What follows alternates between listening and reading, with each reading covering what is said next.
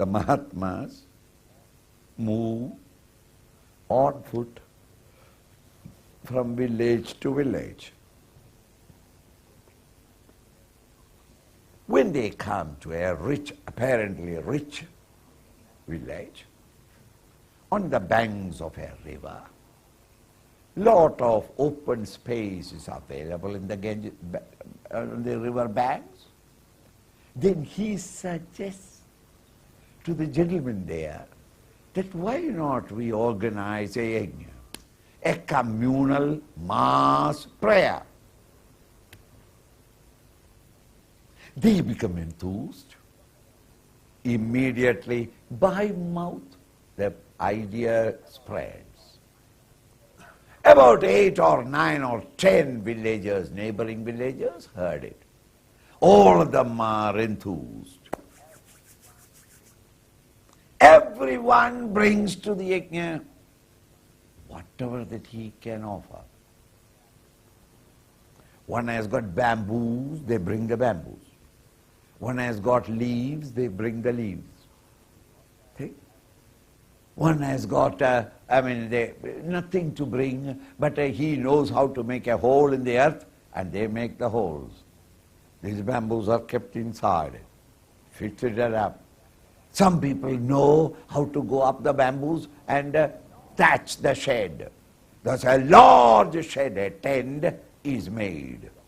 In short, it is a cooperative endeavor of a large number of people, each one inspired by the goal or the idea, and nobody is demanding any selfish desire fulfillment. Their demand is only, may the Lord's blessings come to our community and let all the community members become happy.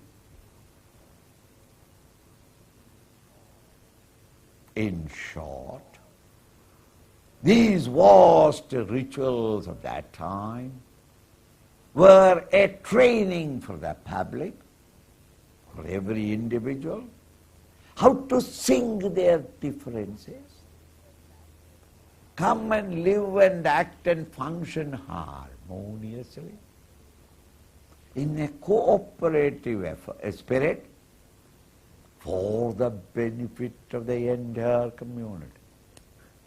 Whenever you act in the world outside, if you are acting it in the yajna spirit, careful, not that do a yajna, in the yajna spirit, in the spirit of worship of the Lord, such actions will not create any tendency in it. And it is true. Why? When I sing my differences with you all, meaning my ego is no more functioning.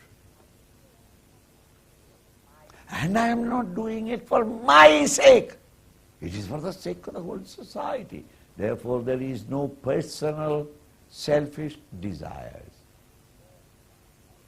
Whenever we act, wherever we act, without ego and egocentric desires, the existing vasanas get exhausted in those actions. No new vasanas are created.